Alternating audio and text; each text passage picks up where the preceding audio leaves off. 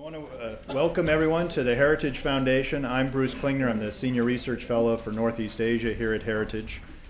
We're very excited about tonight's event, and we think it's a very important event because it's a very important issue. This is the face of evil. These are traitors. These are human scum, or so the North Korean regime would have you believe. These, of course, are 9 very young North Koreans who risked imprisonment or worse to escape from the oppressive regime in North Korea, and they moved all the way across China into Laos. But even when they were in Laos, they were not safe because the Laotian government repatriated them back to North Korea, where we don't know their fate.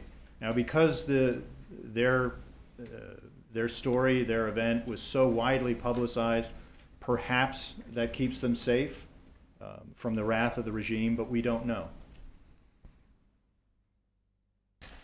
This is a very poignant photo, which really shows, I think, in a very meaningful way, the risks that North Koreans will go through in order to try to escape from North Korea. This is a mother and a daughter trying to get into a consulate in Northeast Asia several years ago. And I think really the face of that little girl should be seared into our conscience. And one asks, well, what are they fleeing? Why are they risking such dire consequences to get out of North Korea? Well, this is what North Korea would tell you the regime is like for children and for others. But of course, the reality is far worse. And this is not Auschwitz. This is not Stalin's Gulag. This is today in North Korea. And what is it the North Korean people want? Well, really, quite simply, save my family, save my people. And I was particularly struck by a line in the movie we'll watch tonight, where another North Korean trying to flee to freedom said, "If a person does not live in freedom, you exist as if you weren't alive."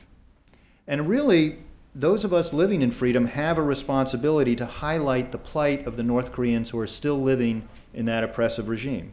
And we're hoping to do that tonight with our very full program. We'll have some opening remarks by 2 distinguished guests, and then we will have the Washington premiere of the movie, The Defector Escape from North Korea. And then we'll have a panel afterwards, which not really having any formal presentations, but having several people available for questions and answers.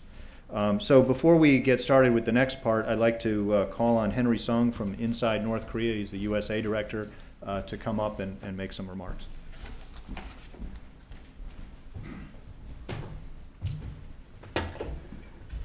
Thank you, Mr. Klingner. Hi, my name is Henry Song, USA Director for Inside NK. I want to thank each and every one of you for coming tonight, battling through traffic to come to this great venue. First and foremost, I really want to extend my deepest gratitude and appreciation to Mr. Bruce Klingner and the Heritage Foundation for providing this wonderful venue for Inside NK to have our first ever public event like this. So thank you very much. Just a couple of things I wanted to remind you guys. A lot of people have asked for water, so if you need to drink some water, the water fountain is, when you get out of the elevator, it's to your left. So walk to the hallway and use the water fountain, and the men's room and the women's room is in the same hallway as well. I just want to briefly talk about Inside NK, what we are all about. Mr. Shin Dong-hyuk founded this organization basically to tell the world about the human rights situation in North Korea, and in particular the political prison camp situation in North Korea. And we have our website up and running, and we are in the process of launching ourselves into the world. And thank you so much for coming and showing interest in not only this movie, this great movie. By the way, I just want to say that besides the great film that Ms. Shin made, the interactive feature of the website is just out of this world. And I really encourage all of you guys to visit the Defector movie website and immerse yourself in the world of what these refugees go through to try to escape from North Korea and China to seek freedom. So I really encourage all of you guys to do that. And please visit our website as well, insidek.org. And once again, thank you very much, Mr. Klingner, for all your help. And I think that's it. And next, we are very honored and very privileged to have with us a very special guest here tonight. Our first speaker who will be giving his opening welcome remarks is the Honorable Robert King, Ambassador for North Korean human rights issues, and he will come up and give us the welcoming remarks. Thank you, sir.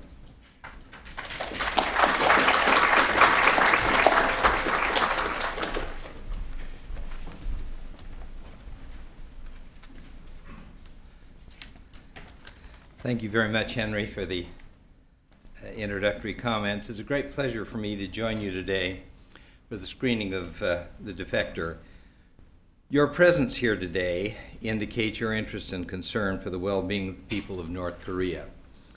I want to particularly thank a number of people who've made this event possible.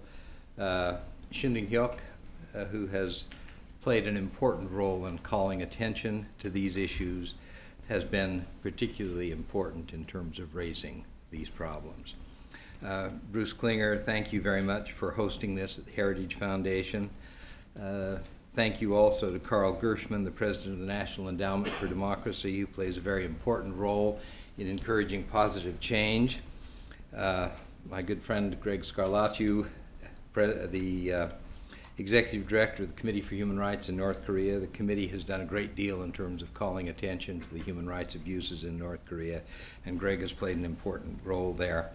And finally to Ann Shin, who has put together this remarkable film that you're going to have the opportunity to see here tonight.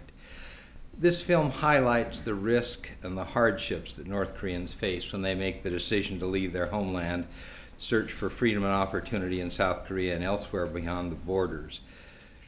You're familiar with the risks that such a decision involves. Crossing a well-guarded border where officers have orders to shoot anyone who tries to cross illegally. Avoiding capture in China, which comes with certain repatriation to North Korea, followed by imprisonment and abuse in a re-education camp. Crossing more than 2,500 miles in a country where they could be discovered and returned to North Korea if they're found, and then settling in new and unfamiliar circumstances to try to establish a new life. It is not an easy task. Despite the risks and dangers, in 2011, some 2,600 refugees fled North Korea and found their way to South Korea. Last year, in 2012, thanks to tougher and more aggressive border enforcement, that number declined to about 1,500. This year, so far, the number of refugees appears to be continuing at last year's level. People who make the decision to leave North Korea are not indecisive. When they make that decision, they are tough, and they are willing to push. This is not a decision for the faint of heart. I've met a number of these refugees, defectors, at the Hanwon Center near Seoul, where these people are prepared for living a new life in South Korea, and I've been impressed with their determination. Several months ago, I met with a group of 6 women who had made it to South Korea. I asked if they'd been able to make it out on their first attempt. All of them said they had tried more than once, but all of them made the additional effort and tried to get out again. One woman told me that she had tried 6 times before she had succeeded in getting out. She and another woman who came with her on this last attempt said it was so difficult because when she had been captured and returned, she'd been sent to re-education camps and abused and beaten. She said they decided that this time, if they didn't make it, they took poison with them. They were intending to take their own lives rather than allow themselves to be captured and returned. Another woman that I met on another occasion at Hanwon said that in order for her to leave, she had to leave behind a young child who wouldn't be able to make that trip with her. She said her objective now that she was in South Korea was to work to get the broker fees so that she could get her child out to join her in South Korea. These are tough decisions. These are tough choices.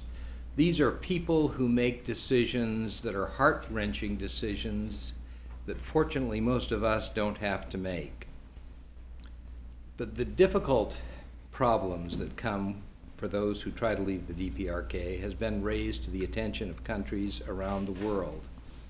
At the UN Human Rights Council in Vienna, at the Third Committee of the UN General Assembly in New York, the plight of North Korean refugees is an issue that comes up repeatedly. The Commission of Inquiry on Human Rights Conditions in the DPRK that was established by the United Nations held hearings here in Washington just 5 weeks ago, and a major portion of their public inquiry here was focusing on the difficulty people have in facing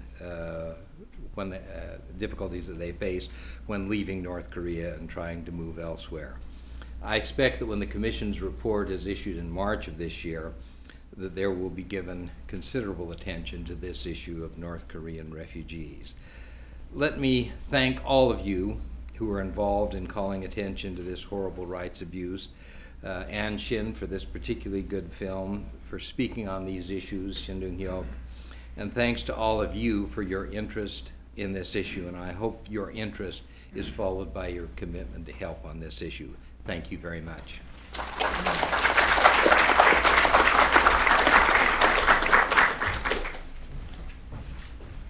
Thank you very much, Ambassador King. In a way, he's already done my job and introduced our next speaker, but I want to just point out that, like Ambassador King, Carl Gershman is really a well-known, stellar, a pioneer in this effort of bringing attention to worldwide human rights violations. Although those of us who work Asia know him and his organization's work on behalf of North Korean refugees, he and the National Endowment for Democracy have a worldwide mandate and a worldwide impact, trying to not only bring attention to the oppression of people throughout the world, but also having a great impact. So please join me in welcoming our next guest, Carl Gershman.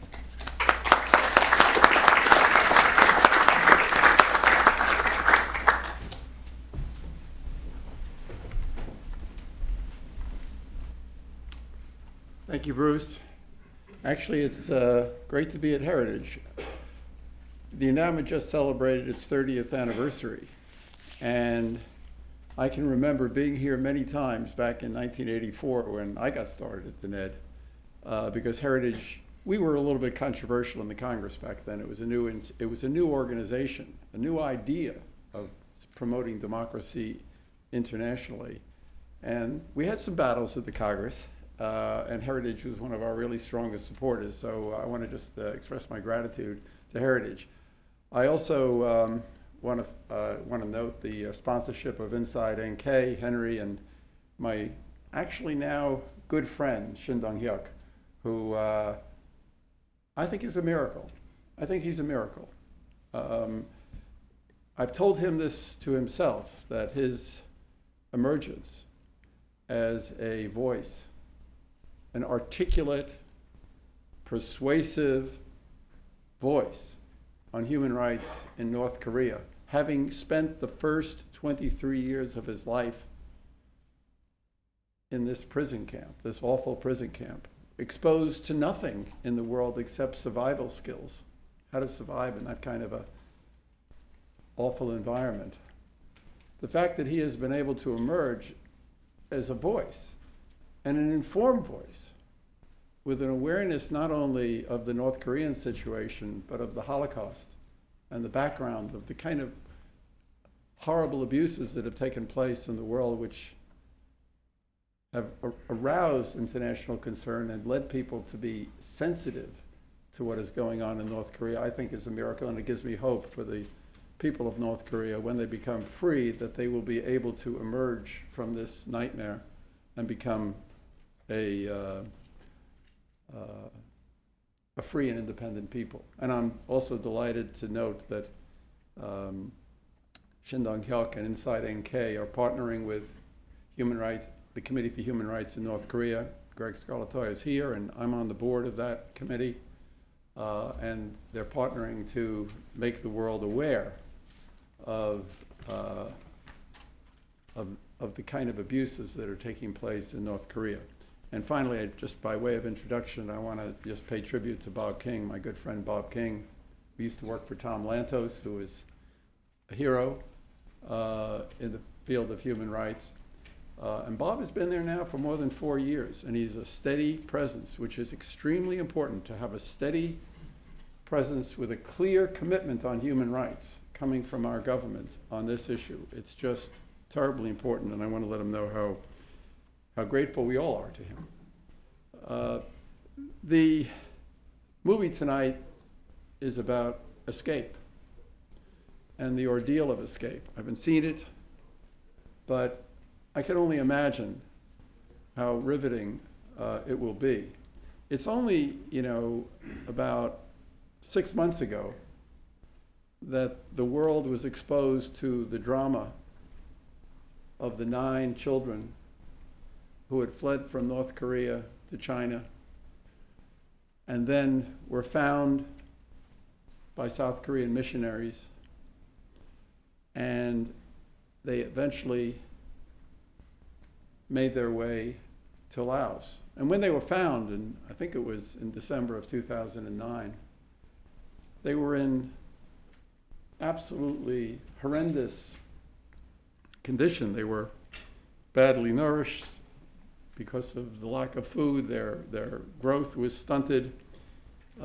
They were suffering from frostbite in the fingers and the toes and the nose because they had been living in an abandoned apartment building in temperatures that were more than 20 degrees Fahrenheit below zero, if you can believe that.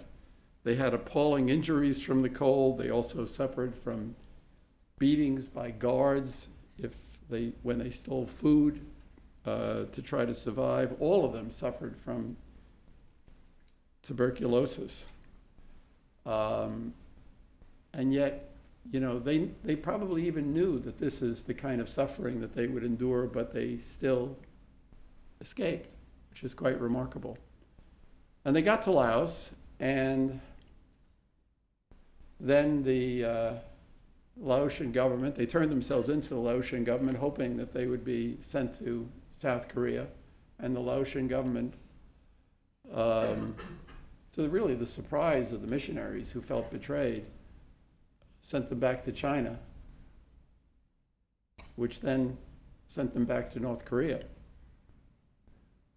which then paraded them on state television, had them apologize, for leaving. They said they had been tricked, had them thank Kim Jong-un for all the wonderful things that he's done. And now the great fear is, and we don't know, that they have been executed, because that is what happens when many prisoners are returned. And here you have China, which is a big power, which wants to be part of the respected leadership in this world, which is engaged in forcible refoulement of refugees who go back to North Korea to suffer and perhaps to be executed. And China wants to be, part of our modern world. In my view, the forcible refoulement of refugees in this way, in violation of China's commitments that they have undertaken under the Refugee Convention, the International Refugee Convention of the United Nations, is an outrage. And I believe we as a government, we as a country, our government, other governments should be raising this issue with China all the time and not letting them get away with this kind of really repugnant behavior.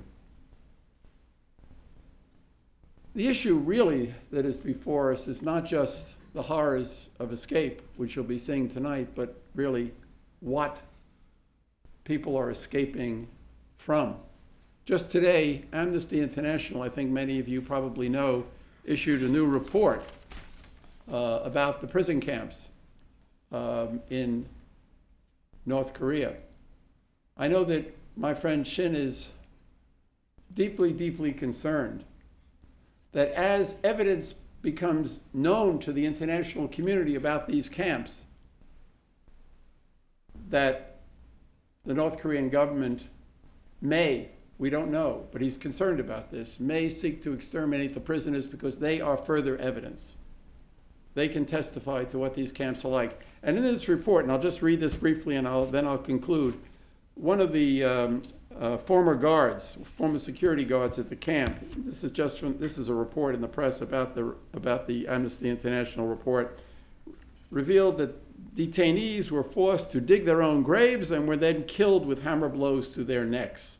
The former guard said he also witnessed prison officers strangling detainees and then beating them to death with wooden sticks.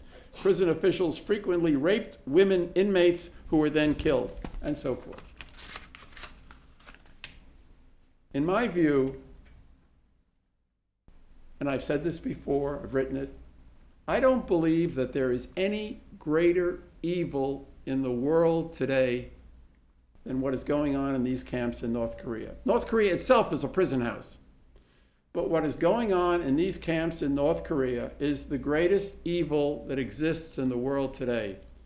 And I believe we have to do everything in our power, in our capacity. I know we can't make miracles, but we have to do everything in our power to tell the story of this horror, to reveal this horror to the world, to expose the criminals who are in charge in North Korea, to pressure China against sending people back forcibly to their deaths who have tried to escape from this horror, and to bring these camps to an end. Thank you.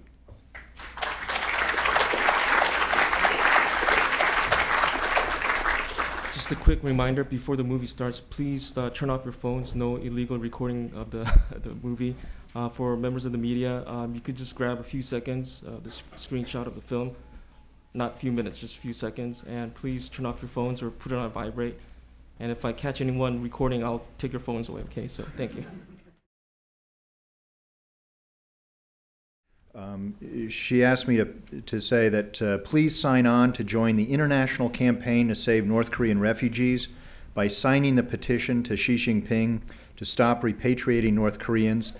And it's at www.nkfreedom.org, www.nkfreedom.org, and join citizens from around the world.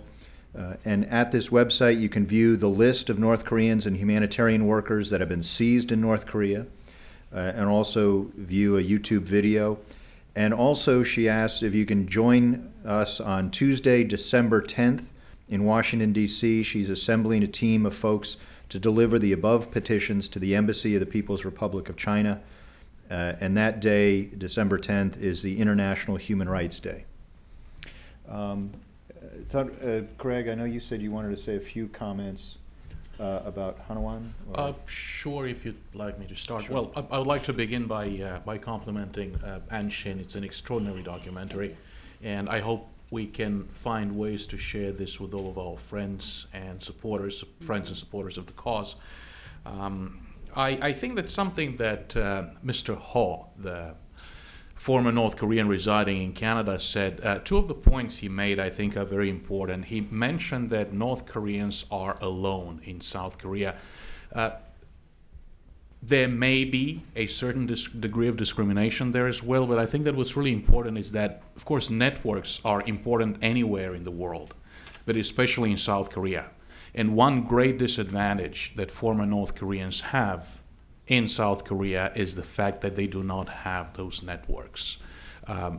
Faith-based groups, churches may provide those networks, but that adds tremendously to their difficulties.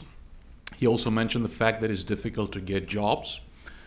As mentioned in the documentary, there is a 3-month training provided at the Hanawan Center. The security briefing is actually done before the defectors arrive at Hanawan. The program at Hanawan has basically two main goals in mind. The first one is to assess the health status of North Korean defectors and to restore them to good health.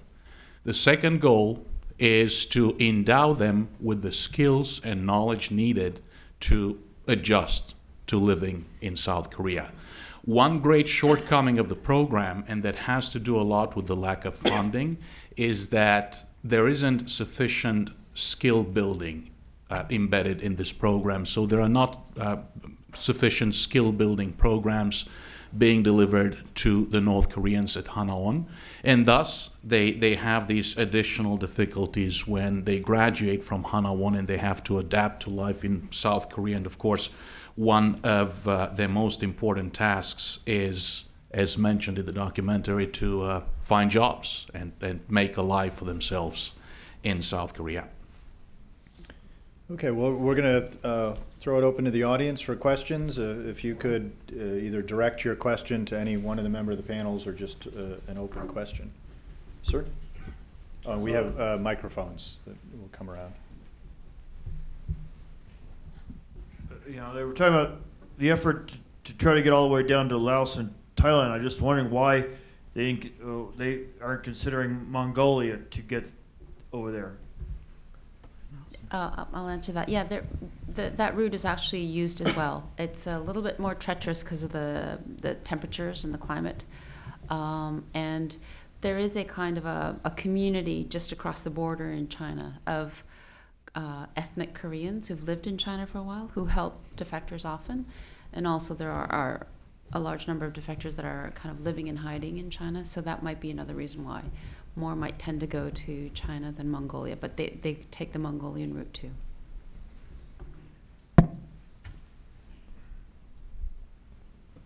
Yes. How did you get funding for the video? I pitched it to broadcasters, and a Canadian broadcaster commissioned it. Several of them did, and so that got us going. Thankfully, yeah. It's hard. It's a hard climate right now to make documentaries, though. Yeah. Sir? I have two friends in South Korea, defectors. If I'm emailing them, do I have to? Are their emails monitored? Are they being watched? I wonder if Shin Dong-hyuk or Greg Scarlato might know this better, because when I was corresponding with brokers, I was interviewing quite a few brokers, I started to get worried about my phone. I started hearing things on my phone, and I was worried about my email. They regularly change their phones, so I can't answer that. I got worried, but maybe they can answer it. 저기요,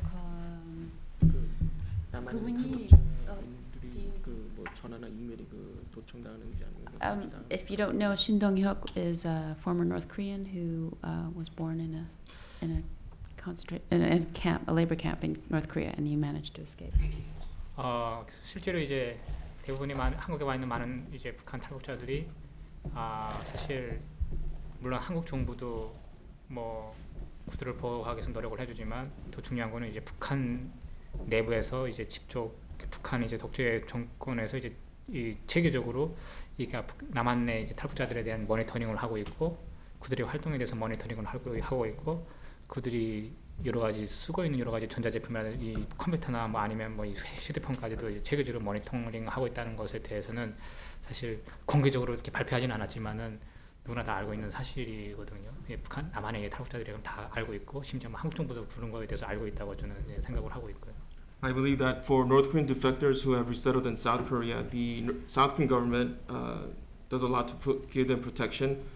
But in terms of, pardon me, the systematic monitoring or watching over of the North Korean defectors by the North Korean government, unofficially, I think I've heard and I've been told that unofficially that is something that is going on, and even the South Korean government has acknowledged that this may be going on by the North Korean regime regarding the defectors who are living in South Korea. 그래서 그거는 뭐 우리가 굳이 꼭 어디에서 이제 확인하지 않아도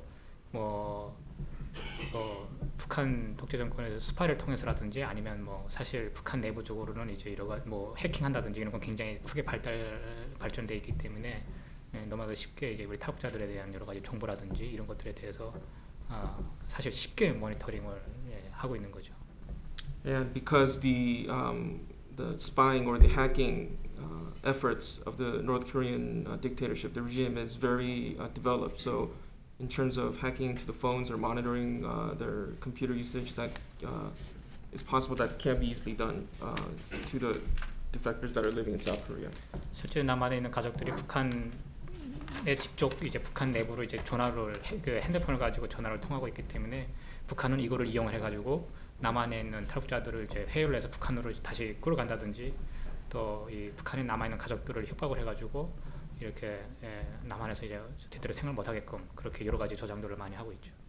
And when North Korean defectors who have resettled in South Korea call their family members in North Korea, the regime many times are aware of this, and they use the phone calls that are made to try to lure the defectors back to North Korea, or to threaten the defectors by threatening to harm the families that are remaining in North Korea. 네, 그런 의미에서 저 엔신 감독님께서 이제 중국을 직접 가가지고 거기서 이제 이 쉘터에서 이제 탈북자들을 취재하면서 하는 게 사실 굉장히 위험한 일이거든요. 뭐 북한의 이런 스파이들은 굉장히 이제 이 중국하고 많은 연계를 가지고 있고 굉장히 이제 이런 것을 감시를 심한 상태에서 이제 거기 들어가서 촬영할 수 있다는 거는 사실 인간한 그런 각오가 아니면은 사실 그렇게 들어가서 촬영하기는 쉽지 않죠. And so the fact that excuse me, Miss Ann Shin went to China to these shelters and to these locations and film on location, it's a very dangerous thing because the North Korean agents, North Korean government agents, and the Chinese government, they work very closely. So there is a great danger in terms of what Miss Ann Shin did. So, yeah.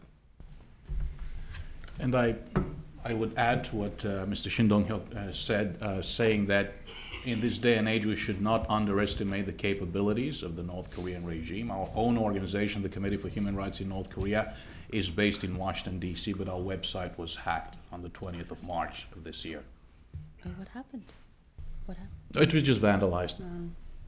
We managed to restore it very quickly. Just to note, the facades and the locations discussed in the film, as well as the apartment facades and stuff, are not the actual apartments we were at. Yeah. Sir, back to you.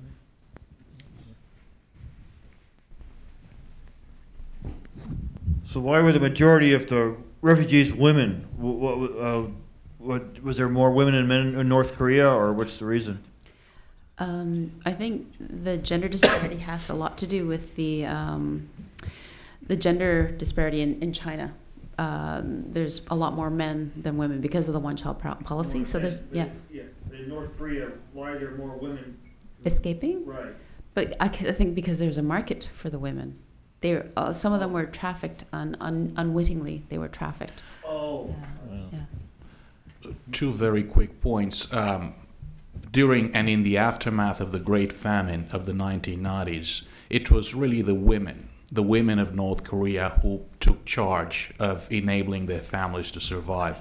So the fact that women face great danger crossing the border into China to somehow try and help the families left back home in many instances has to do with that. About 80% of the defectors who have escaped to South Korea and other countries have been women, and indeed many of them have fallen victim to traffickers.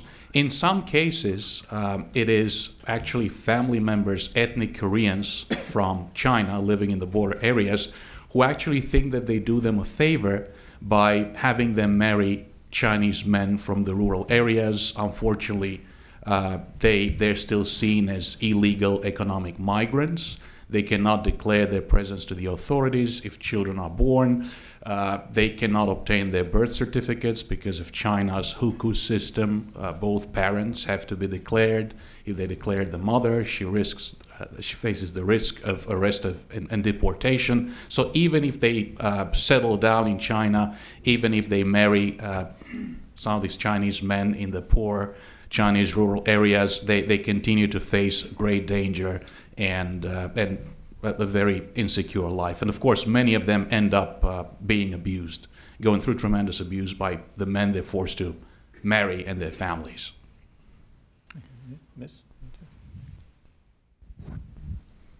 Are many of the defectors successful at bringing their families out of North Korea, or do many of them end up permanently away from their families? I think any one of us could answer that. Maybe Jong-hyuk, would you like to answer? Or? 사실 아까 영화 다큐멘터리에서 나온 경우에는 가족이 아무도 없고 했을 경우에 이제 이렇게 먼저 브로커가 돈을 지불해가지고 이렇게 나와서 한국 가서 이제 자기가 받는 정착금을 가지고 그 갚는 방법이 또 이런 방법도 있거든요. As we saw in the movie, for refugees who have no family members, what happens is the broker would lend the money first, and when the refugee would find freedom and resettle in South Korea, they would repay the brokers with the resettlement money that is given by the South Korean government. 이런 문제도 이제 한국 사회에서 굉장히 논란을 많이 낳고 있죠. 그 정부에서 주는 정착금이 이 브로커한테 다 뺏기고 이제 결국은 이제 자기 생활하는데 여러 가지 어려움 때문에 이제 많은 어려움을 호소하고 있고요. And this situation is a big issue in South Korean society because the resettlement money meant for the refugees to use to resettle into life and freedom in South Korea, it's being used to pay back these brokers. 그렇지만 이제 남한에 와서 이제 이미 전에 와서 살던 사람들인 경우에는 자기가 직접 돈을 벌어가지고 이제 북한에 있는 가족들을 부양하기도 하고 또 실제로 이제 그 가족들이 탈북할 의사가 있다고 하게 되면은 직접 그 돈을 들여가지고 이제 탈출을 시키는 그런 일이 굉장히 많이 일어나고 있죠.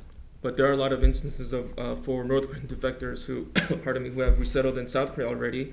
They would raise money or save money to be able to send to rescue their family members in North Korea, or to send money through brokers to help them live in North Korea. In terms of supporting them through the money sent from South Korea by the family members. 사실 남한에서 이제 이 전화를 하면 이제 북한 내부로 직접 전화를 걸 수가 있는 그런 환경까지 됐죠. 그래가지고 이제 그런 전화를 수시로 주고받으면서 가족의 생사를 묻기도 하고 이제 여러 가지 브로커를 통해서 이제 직접 이 내륙 쪽에 있는 가족들을 이제 국경적으로 데리고 나와서 여러 가지 대화도 하고 있는 그런 상황들이 많이 지금 일어나고.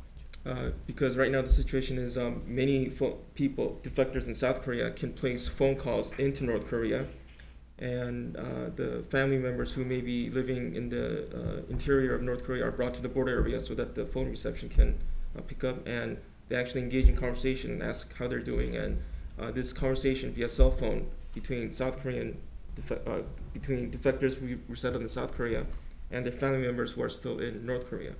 하지만 내가 돈이 있다고 해서 가족을 데려갈 수 있는 게 쉽게 데려갈 수 있는 건 절대 아니기 때문에 이 돈을 벌려고 하는 이제 군대들을 다 매수를 해서 같이 이제 이 비밀리에 이제 협력 관계를 통해서 이렇게 할 수 있는 거기 때문에 사실 굉장히 위험한 거죠 이런 것들. But just because there is money, it's not something where rescue family members can happen very easily. It's very difficult. It takes a lot of time and a lot of effort to use the money available to be able to rescue the family members from North Korea. So, Go ahead. So in short, yes, lots of families are divided, and often the one person who makes it out is seen as the person who's going to support the rest of the family by working illegally in China or trying to work in South Korea and sending money back. And as reflected in Anne's documentary, the crackdown on defections, on attempted defections, has intensified under the Kim Jong-un regime. Additional surveillance cameras have been installed on both sides of the border. This means that it is more dangerous to defect, and it is more expensive to defect under the Kim Jong-un regime because there are more people involved in manning those cameras. There are more palms to be greased. The brokers have to pay more bribes, and they also engage in some price gouging of their own. Sir, did you have? Thank you. A beautifully crafted film, and my compliments to you. I'm struck in the comment you made a few minutes ago about the facades being different and everything. You clearly had a tension in the film between giving us a very personal narrative of the experience of the defectors and what it's like and really bringing that home. And at the same time, obviously, you didn't want to reveal too much. And so I wonder if you could just talk for a second or two about kind of how you managed that tension. And, you blurred faces, obviously. You showed different facades. So, I mean, that must have been always with you. But could you give us a little more background on that? Sure. I think making a film like this is always a bit fraught for the filmmaker because my initial impulse is to tell the story and help create discussions and get people lobbying. But at the same time, you know, these people who are in your film have real personal risk in terms of participating in a project like this. When I first arrived in northern China, Dragon had told me that he had 5 defectors who were young who wanted to be part of the film. We arrived in this small farmhouse, it's in the website but not in this film, where there were 5 of them sitting in a corner. It was a one-room farmhouse, like a stone's throw from the river, Tumen River.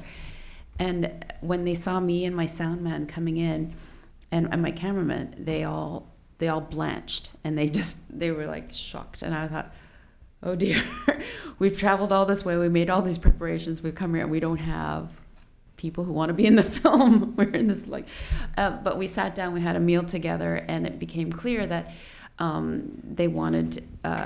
they desperately wanted to tell their story. They just didn't want their faces revealed. So, yeah, there was always a case of trying to give enough detail for each person and what the journey entailed, so you understood the gravity of this whole journey that people undertake, but at the same time to protect the route, to protect their identities and such. This is actually like a 3rd version you're watching. I've gone through several different kinds of blurring, and I've had my subjects give me feedback about it, and it's still a little bit of a guessing game as to what's safe. Yeah.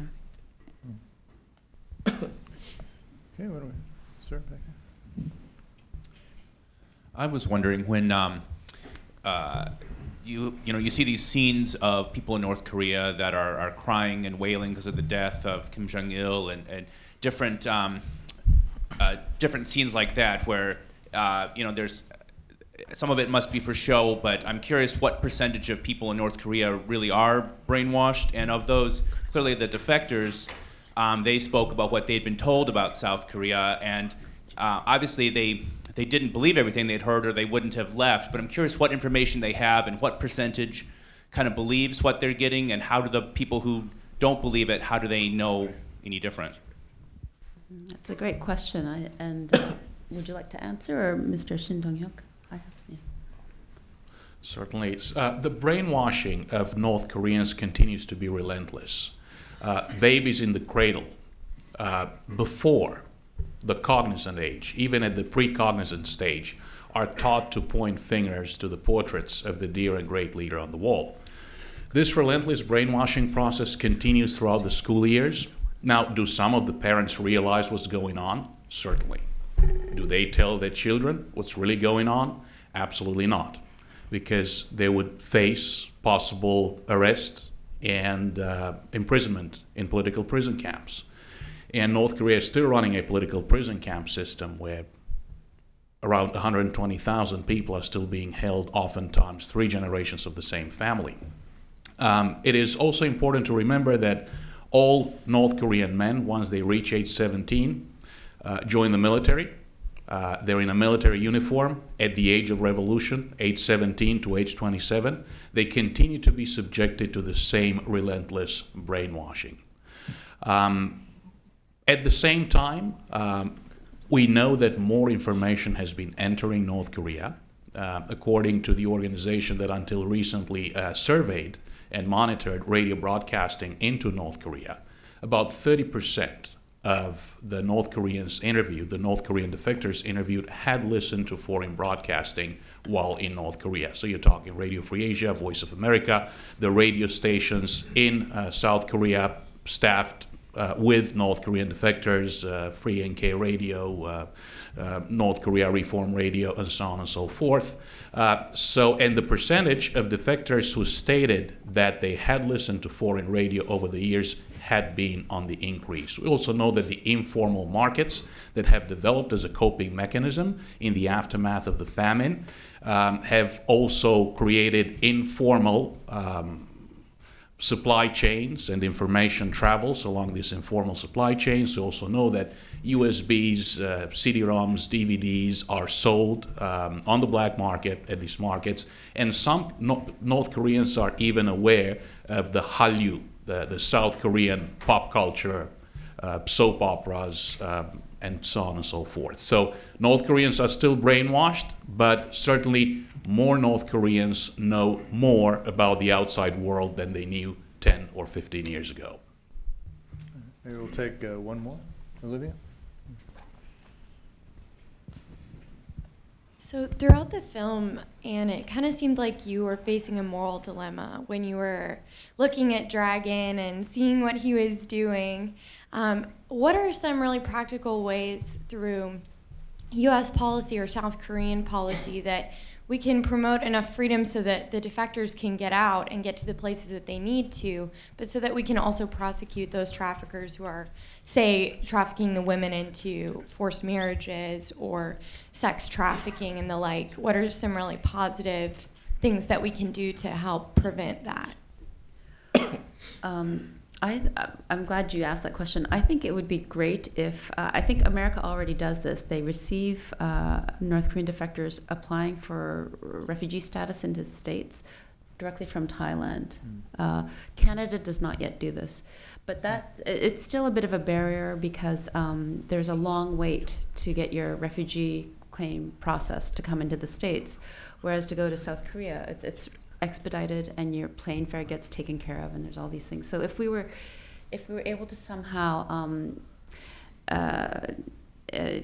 able to give points of juncture where North Korean defectors could apply for refugee status into countries like ours more readily, maybe within China, I don't know. I think that would help a lot. What are your thoughts? Well, I think another thing is, as Mr. Gershman said, is China is a huge problem. They have an agreement with North Korea to return refugees.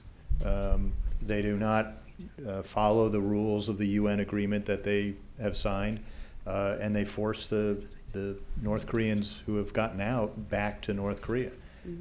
And that, is a violation of international rules and laws, and it's a huge problem. Yeah, I mean, I wonder if we could lobby the Chinese government about the trafficking that happens, right? I would say that there's a distinction between traffickers who sell the women as opposed to the smugglers who ferry these people across the borders for a fee. But I think that recently, as in April, China came out with an announcement saying that they would no longer deport women who had been sold as brides to Chinese men.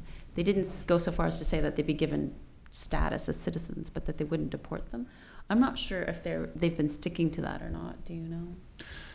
At the same time, they continue to be held hostage by those families, Exactly, yeah. so it does very little good Yeah. in terms of protecting them. And as Mr. Klingler mentioned, please visit the website for North Korea Freedom Coalition and sign the online petition. And if you can, participate on Tuesday to make the delivery to the Chinese embassy. And we have people from all over the world signing on to this online petition on the website. So I really encourage all of you guys to do that. All right, I think we'll bring it to an end now. We have a reception waiting for everyone just outside the doors, and I'll ask you to join me in thanking all of our panelists, Anne for making a truly amazing film, and Greg and